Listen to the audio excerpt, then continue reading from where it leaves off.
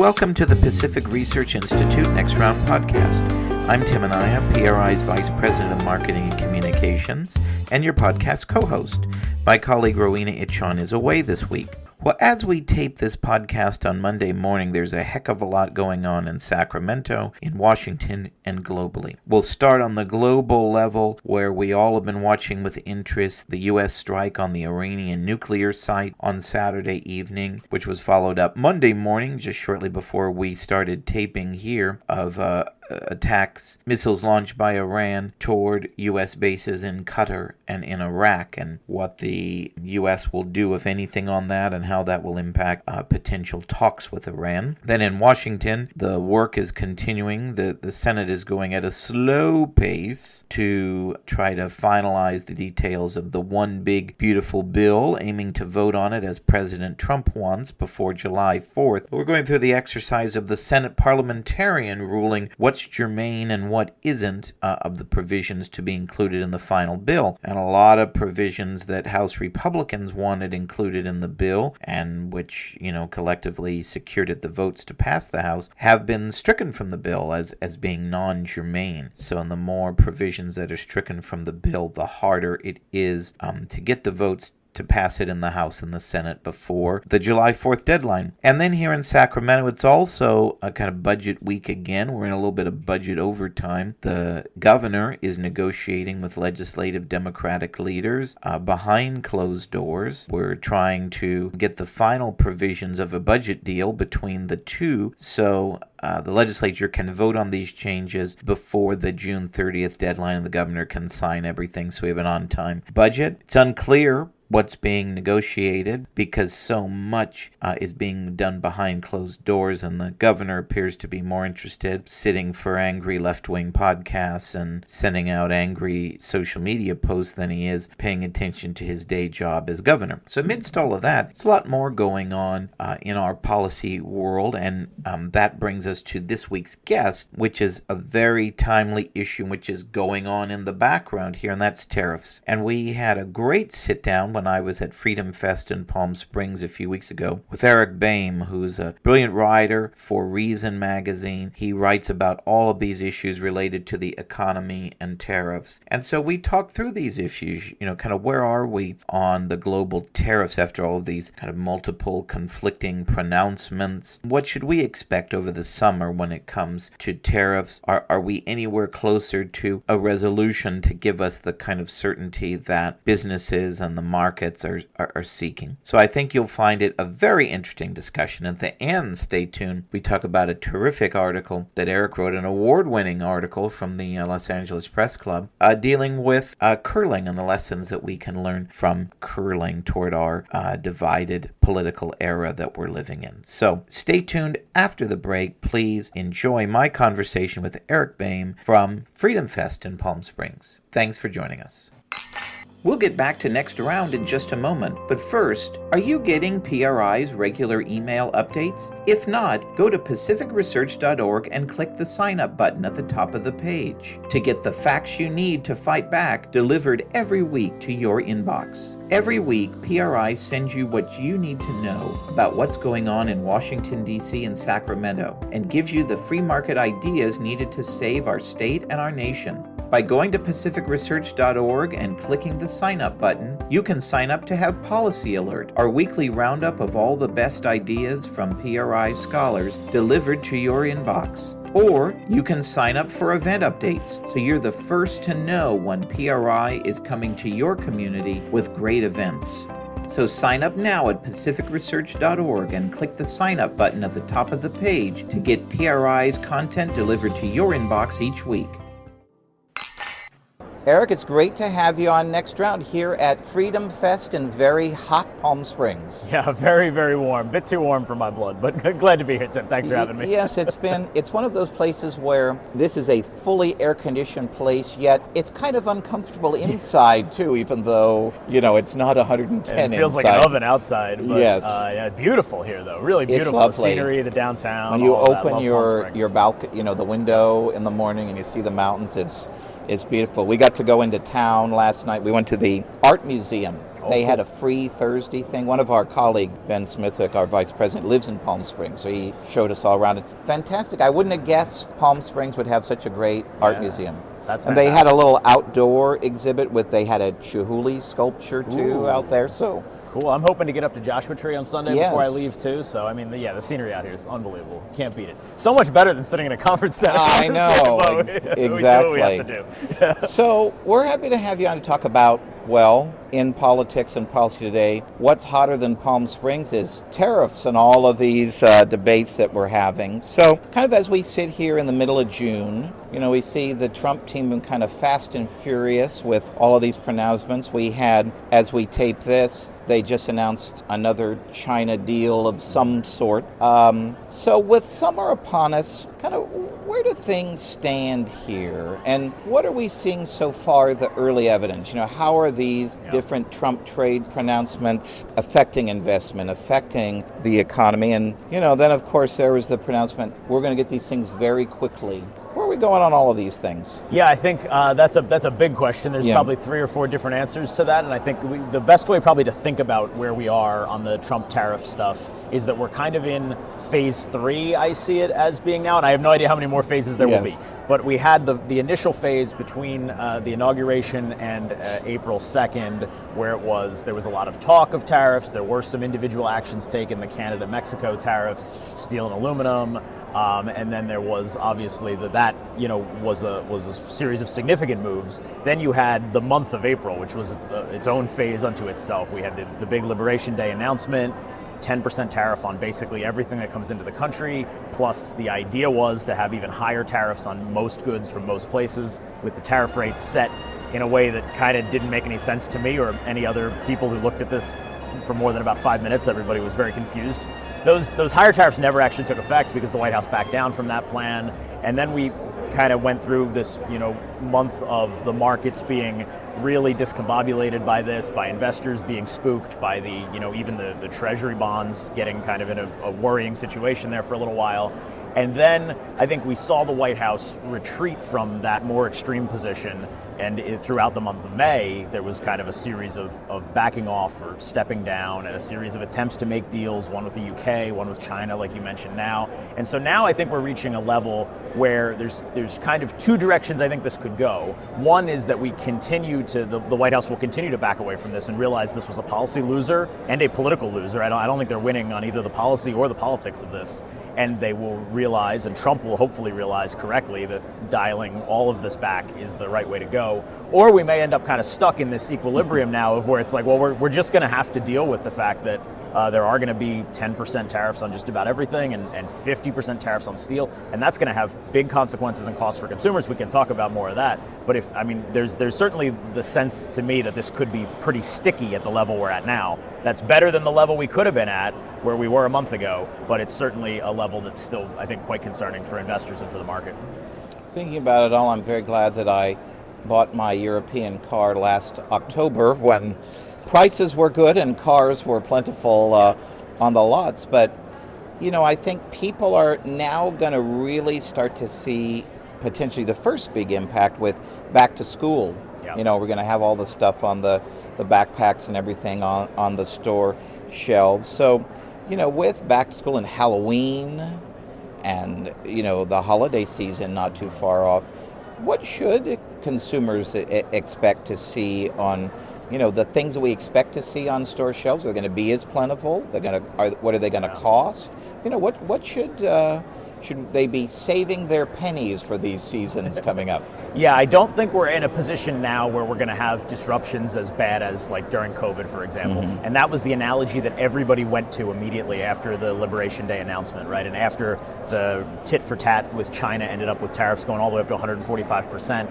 At that level, it's effectively an embargo. It doesn't even matter at that point. You can set the tariffs at 500%. It's going to have the same effect because nothing's going to come in. So there was that period of about 2 weeks where really there were no ships coming across the Pacific Ocean, and people that I spoke to and other reports that I read suggested that retailers were really in kind of panic mode over what that meant.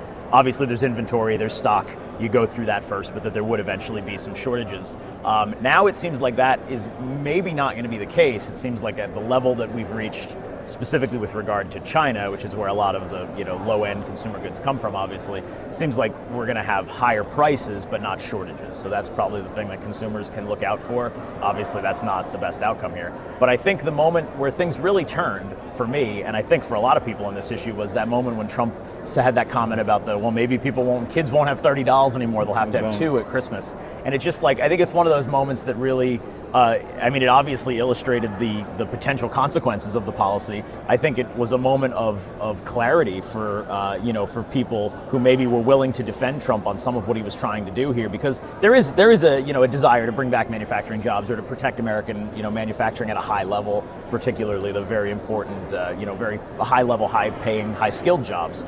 But like in that moment, I think there was this crack revealed that, like, okay, wait a minute, this is going to have really negative consequences for consumers on everyday items, and on, it means you might not be able to buy your kid as many Christmas presents. Like that cuts across all political divisions. And so I think that was the moment where the White House realized, I think after that they had to back down, because that's not tenable to tell people, hey, you're going to be poor. Sorry. Yeah, Mr. President, you try that on Christmas morning. Exactly. See what your young daughter says. So in next round, we call it next round because we love to talk about public policy while drinking, preferably California wine. But you wrote a very interesting article on these kind of trade issues, and you talked about a distillery in Vermont and their story of how, the trade wars impacting their small business and their ability to sell and distribute their products. So share with our listeners a little about that story and how it's kind of a microcosm of all the issues we're dealing with now. Yeah, so I spoke with Mimi Buttenheim, who's the owner, I believe is her title, I may be getting that wrong, of the Mad River Distillery in Vermont. And she's also the president of the Vermont Distillers Association. So it's not only her own distillery that she runs, but she obviously talks to a lot of her competitors, smaller distilleries across the state. And it was a really fascinating conversation, because if you're going to make whiskey, obviously you need to, there's a bunch of inputs that go into that, right? And a lot of those things need to be imported, sugar in particular. A lot of that comes in from other places. The thing that surprised me, actually, that she said is the biggest problem for them, or the most immediate problem for them with the tariffs, was the bottles that they put their whiskey in. They get their bottles from Canada. They actually get imported from Europe, but they come in through Canada. And she's in northern Vermont, and they come across the border from Quebec, from an importer in Montreal. And to her, that's the closest big city, like if you live in Vermont. And so it's not, and we've had, a trade deal with Canada now for, we've had good trade relations with Canada going back hundreds of years. Right. And we've had a trade deal since the 90s. So there are all these kind of built-in, established supply chains that exist across the border in communities like that. And that's great. Like, that's good. There's no reason why a whiskey bottle coming across the border from Montreal should be regarded as some sort of national security concern or economic threat to people in the United States. And so she said she was already trying to, look around and see if they could find, importers in the U.S. or a domestic source, something like that is what they were trying to figure out how to do. But it was going to be prohibitively expensive to do that. And obviously it's just time consuming to have to change your supply chains on a dime. So I haven't had a chance to go back and chat with her recently in the last few weeks. So I don't know how that has resolved, but I know that was kind of the situation they were dealing with there. And it's a problem they're one of the bigger craft distilleries in Vermont, but she was saying that for the smaller competitors of hers, obviously it's even worse. And this is a problem, I think for small businesses across the country, this is a concern. Larger producers, larger manufacturers are going to be able to better absorb the cost of tariffs or take the hit on imported goods, and small businesses, by and large, will suffer more. I think you might need to take a road trip to Vermont and do an on-site inspection of what's going on there. I've actually pitched that idea to my editor, and that might be happening. You have to stay tuned. I think that might be happening in the near future. We'll get back to our great guest in just a moment. But first, are you following PRI on Facebook? By following PRI at facebook.com/Pacific Research Institute, that's all one word, you'll be the first to read free market ideas from PRI's terrific team of scholars on all the hot issues like education freedom, single-payer healthcare, crime, homelessness, green mandates like the ban on natural gas appliances, and more. Plus, when you follow PRI at facebook.com/Pacific Research Institute, you'll be the first to know when tickets go on sale for PRI's must-attend luncheons, dinners, and galas across the state. And you'll be first in line to secure your spot to hear great speakers like Michael Schellenberger, Gordon Chang, Steve Hilton, and many more. So go to facebook.com/Pacific Research Institute and follow PRI today so you'll be the first to know. So we talked a few weeks ago with former Congressman, legendary free trader and government waste fighter Tom Campbell Great guy. about all the legal issues surrounding the tariffs. And I think this is a very interesting question, Gavin Newsom's lawsuits notwithstanding. But here may be where a broken clock is right twice on something. So from who you're talking with and what you're covering every day, what's your view on how these tariff controversies are going to play out legally? Do you think the courts may ultimately shut down some of these tariffs? Yeah, that's fascinating. I would not want to prognosticate which way the courts will ultimately go on this, but I guess I'm hopeful that the courts will do something. I think that the really fascinating thing to me is that right now the tariffs both exist and are unlawful at the same time. They're in this sort of quantum state. Yes. So I'll explain what that means is that one of the two, there are actually two court rulings against the tariffs, but let's just focus on the one for now. There was a legal challenge brought by a bunch of small businesses and by a libertarian legal firm, the Liberty Justice Center, and they sued in what's called the U.S. Court of International Trade, not a court that most Americans have ever encountered, but it is an Article III court, a legitimate federal court with a jurisdiction exclusively over trade issues. Kind of weird that we have this, but it's there.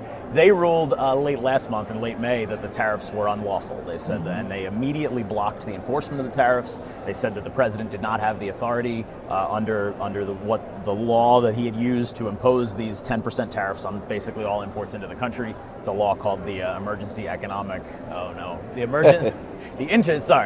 It's a law called the Emergency. Oh my God, International. It's a law called the International Economic Emergency Powers Act. IEPA is the really fun acronym there. And that law has been used by many presidents to impose sanctions on other countries, going outwards, but has never been used before to impose tariffs. And the court said pretty clearly the law does not give the president the authority to impose tariffs. And even if it did, that would be an unconstitutional delegation of powers by Congress to allow that. So they ruled the tariffs unlawful. An appeals court within 24 hours blocked that injunction against the tariffs. So the underlying decision is still there that the tariffs are unlawful. The appeals court is reviewing that decision, but until it has time to review that decision, it has blocked the injunction against the tariffs. So the tariffs are both unlawful and not in place, and also in place because the thing that ruled them unlawful has been blocked. So they're blocked and unblocked all at the same time. It's very confusing, and I think the main takeaway from all of this, I'm sure for anybody listening, if you haven't checked out of this yet, is that if you're somebody who's trying to plan for the future, if you're running a business, you literally don't know at this moment whether you're going to be charged for the next thing you import, or whether you're going to get a refund from the government for maybe the tariffs that you already had to pay in the past if the court's ruling is ultimately upheld. So it's just this sort of the state of uncertainty right now is so high, and that's the thing that that's not really an issue for the courts to deal with, but that's the biggest concern, and that's one that we could talk more about this. But really, Congress needs to get involved ultimately if this is going to get resolved. But so anyway, long way of answering your question, which is to say that I'm hopeful that the courts will ultimately strike this down, because I think this court ruling is correct, that this delegation of powers is not appropriate, and the use of those powers was not appropriate by President Trump. But ultimately, I'd like to see Congress act to take those powers away and just make it as clear as possible that this is not something the president can do. And just what we needed, another long government acronym that we won't ever remember. And exactly. It's really fun to say, though. IEPA. That's right. Yeah. So kind of on that point, about Congress's role in this, you obviously talked to a lot of members of Congress, congressional staff in writing on these issues. What's kind of the off-the-record, if you will, view from those who you're talking with about the tariffs? Because it seems to me like members of Congress should be involved more in exercising their authority more, but they don't want to be drawn into a true social battle, right? So, but the free marketeers that there are in Congress, such that they are, they just must be aghast by what's going on. So, what's the view, and do you think they'll actually do anything about it?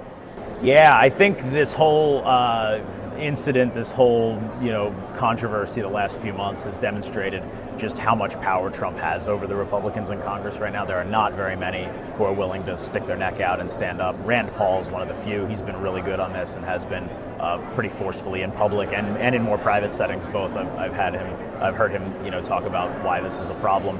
Many of his arguments are very similar to the ones, honestly, that court case that we just talked about laid out, that he thinks this is an unlawful delegation of power by Congress to the president, and the president is expanding executive power into places where it just doesn't belong.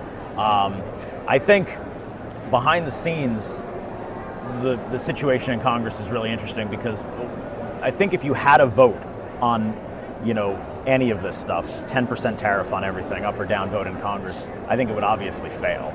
There's certainly not a majority of members in Congress who would support this. But that's why the president has gone ahead and done the things that he's done, to go around Congress and to try to do these powers without Congress. And then he's also gotten a lot of help. This is more in the weeds, but it's really interesting to me to see the way the House Republicans, the leadership of the House Republican caucus, has gone kind of out of its way to change the rules that the House governs by to prevent some Democrats from bringing up a resolution on the floor that would actually force a vote on the floor. This is supposed to be a privileged resolution to undo the tariffs, and it wouldn't necessarily undo them, because you'd still have, the president could veto this resolution, obviously, right, but it would just be a show vote. It would just force members to put their names on, one side or the other. And House Republicans they're engaging in all sorts of kind of legislative shenanigans to prevent that vote from happening. And I think that's really telling, because if they knew, if everybody agreed the tariffs are the right thing to do, they would have the vote. They would be happily putting their name on that, and they're clearly not doing that. So I think that tells you something. So you wrote a very interesting piece for Reason a few weeks ago, where you make the case that the Trump tariffs and this kind of self-inflicted global trade war that we've launched into is really eroding our soft power as a country. So for those who haven't had a chance to read this, because I highly recommend it, it's very interesting, what's your thinking here? Yeah, I have to give credit to that piece. Was really inspired by, and I think I quoted in the piece, my friend Ian Murray at the Competitive Enterprise Institute, who wrote a fantastic essay making this very similar point. I thought it was a great one, so I stole it and added some of my own analysis to it. But we're spreading the word, exactly, we're not stealing. Correct. And he gave me permission to do it, so it's all fine. But soft power is, for people who are not familiar with the term, is just sort of the non-military influence that a big country can have on other countries. And America has phenomenal soft power, right? The fact that American companies sell their products all around the world, the fact that American brands are so well known all around the world, all of that is a form of soft power. And then there's kind of the diplomatic side of that too, is that like if you engage in a lot of trade with another country, and if businesses in in Italy or in Spain or in Japan are doing a lot of business with people in America, then that means the governments of those other countries have an incentive to get along with the governments of America too, because it's a win-win for everybody. And so cutting off trade or reducing trade or just sort of being very messing around with the global trade routes is not just harming American businesses, and maybe not just harming businesses in other countries too, but it's actually eroding those bonds that connect, that allow us to exert influence in a non-militaristic way and get other countries to do the things we want to do. We want them to behave in the way we want them to behave. And that's, I think that's tremendously valuable, actually. Like the fact that America, stands for, so we talk about how America stands for certain things, has certain virtues in the world or certain values that it projects out there into the world. But the mechanism of doing that is commerce and trade, really, more than it is anything else. Sometimes we do tell countries what we want them to do at the point of a gun, but more often we don't. More often everybody goes along to get along. And losing that, I think eroding that is, it's not necessarily that it takes us to a more dangerous place, but it takes us to a world where America has less influence. And I think that's a world where other people will therefore have more influence, people that we don't like, maybe people like China. So I think that's an unfortunate consequence here. I think it's one of the, you can add up the cost of the trade war in lots of different ways on balance sheets and in the stock market and whatnot. This is one of those things that's, not so quantifiable, but I think is quite important too.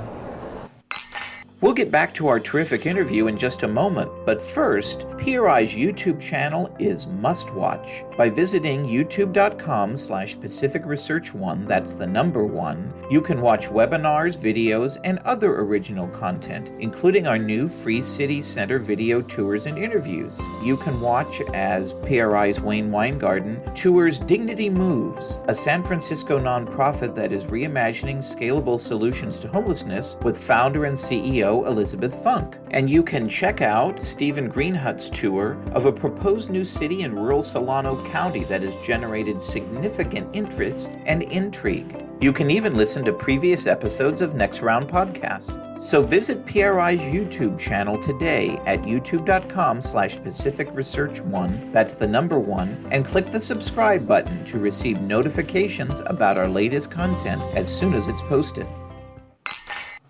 So big news was made recently with, and I just thought as an optic of this, the Trump administration's deal with Nippon Steel over buying U.S. steel.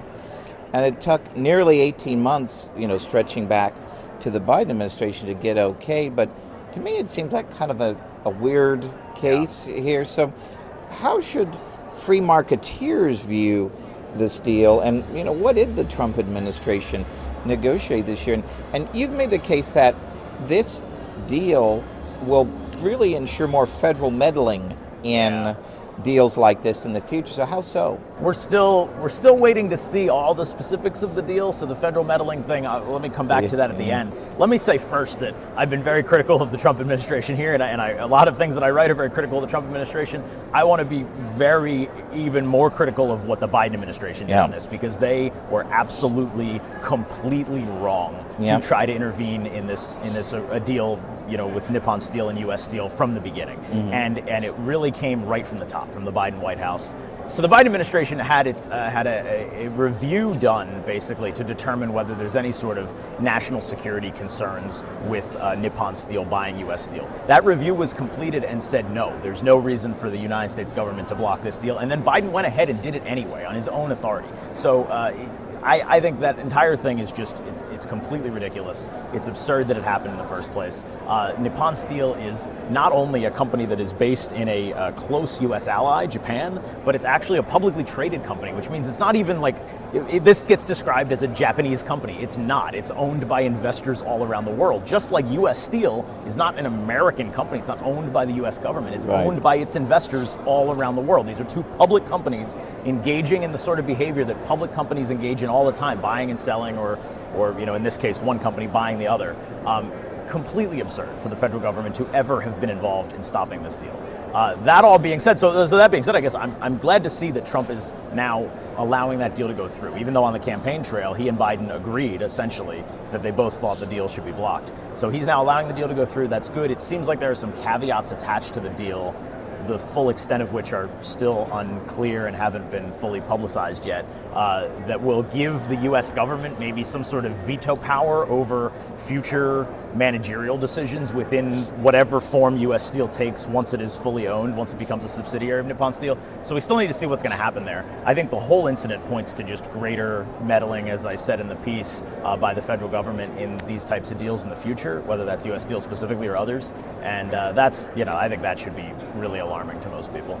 So when you're looking at these kind of big federal policy fights like tariffs, we often think in terms of, well, what's the end game? So from your perspective, writing about these issues at Reason and looking at all the back and forth that we've seen so far, and maybe with our unpredictable president, it's hard to figure this out, but what is the end game here? I mean, are we going to see the president stubbornly persist and, Americans suffer real consequences? Remember, this is the thing he really believes going back, 40 or 50 years. Or do you foresee, we got to have a face-saving thing for the midterms and all the, political goals he has going forward? Yeah, I think you're exactly right with what you said there, that this is something that he deeply believes. And Donald Trump he's willing to kind of say lots of different things and try lots of different things politically and go wherever the applause is. He's been really well served by his ability to kind of read the room, read the party, maneuver himself through politics. But this is like for some strange reason, a core belief of his that tariffs are good for the country and that all you have to do is slap tariffs on something and everybody will come to you and beg to make a deal. And I think we're seeing that that's just not true. So it will depend whether he learns that lesson or not. Will really determine at this point. I mean, unless the courts stop him, which they very well may, there are other avenues the administration could take to pursue tariffs, even if the IEEPA method is ultimately knocked down by the courts. I don't believe Congress is going to stop him. So it really is just going to be a question of whether the administration is determined to continue to pursue this self-destructive policy, or whether they're going to learn a lesson here and back down or turn away or just focus on doing other things. I think there's a lot of really positive stuff that the Trump administration can do for the economy. I mean, extending the tax cuts, for example, right, would be really great for the economy. Raising taxes on American businesses, raising taxes in a way that has never been done before by the chief executive solely without congressional approval, and raising taxes to a level that, depending on how you count, might be the biggest single tax increase since World War II.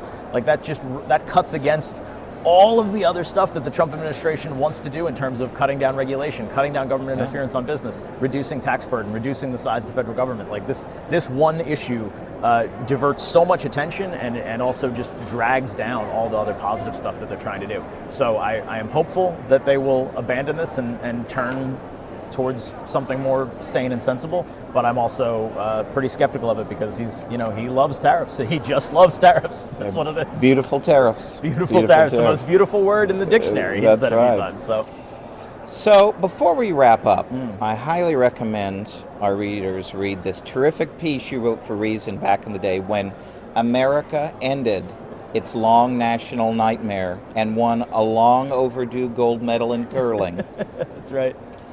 And you even won an award for this piece, which is amazing. Yeah. And you had some pretty good competition that you were honored alongside too. So in this era of global trade conflict, I think there's some really good lessons your piece offers our policymakers about civility, especially this week, in the midst of all the intense competition in the debate over ideas that I think could serve them well. So could you share with our listeners a little bit about your thesis here? Sure. I will say first of all that I have curled myself. I actually played for many years. I stopped during the pandemic and haven't gotten back to it since then. I really should, though.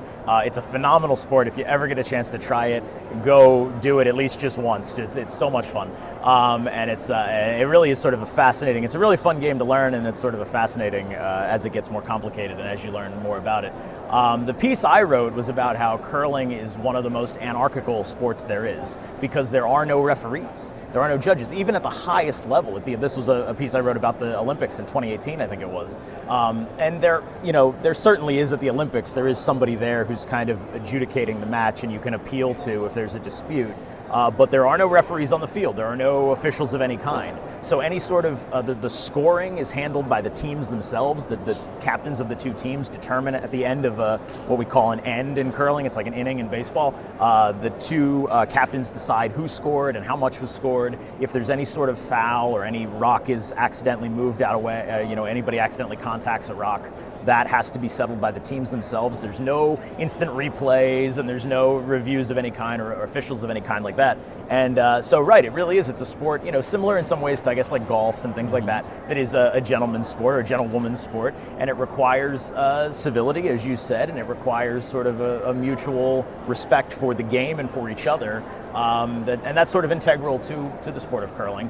And even at a very casual level, when you get done playing a game of curling, the winning team is supposed to buy the losing team a round of drinks, which is maybe my favorite thing about the sport, because even if you have a bad day, you get a free drink out of it. That's not so great. That's not so bad. And I think there's a lot that you could learn, obviously, in politics from that. I mean, just having sort of more mutual respect for the other side and not sort of always looking to the way Trump, for example, unfortunately looks at the world, I think, and looks at the economy is very much a zero-sum game. And sure, curling is a zero-sum game. If my team scores, your team can't score. But you can have that sort of worldview, a very competitive worldview, and that's important to succeed in a lot of ways in life without trying to cheat or without trying to break the rules. And I think there's a lot of things that people can learn from curling. And that piece finished second in the LA Press Club Awards to Bill Plaschke, who I'm a huge fan of. He's one of been the on great writers ESPN for the so LA many Times. Years. Yeah, wonderful guy. So that's that's the best award I've had so far. I'm up for an award this year too, so maybe this year I'll get first place for something else. Okay. We'll see. Curling's a wonderful sport. So finally, as we end, we call our podcast Next Round because of our proximity to wine country and our love of discussing public policy over a great glass of wine. So what wine or beer or cocktail or other beverage are you enjoying to unwind from all the wild political goings on you're covering these days? Yeah, sure. Any podcast where I can talk about curling and alcohol is a good one. When it comes to wine, I love like a Malbec or like a Moscato. I like a pepperier or spicier kind of red wine. Something like that is really great. Shiraz, one of those. I'm really more of a beer guy though than a wine guy, to be honest, and I'm all over the place when it comes to beer. But I love a good West Coast IPA. Sierra Nevada is, the pioneers of the West Coast IPA. Really brought like IPA to the forefront of the craft beer movement many years ago, and still one of the best that's out there. I love a good saison too. If your listeners are ever on the East Coast, up in Maine, Allagash Brewery in Maine makes it's called Allagash White. Phenomenal saison, and it's like a Belgian style beer, but an American version of it. That's absolutely fantastic. So those are two of my favorites.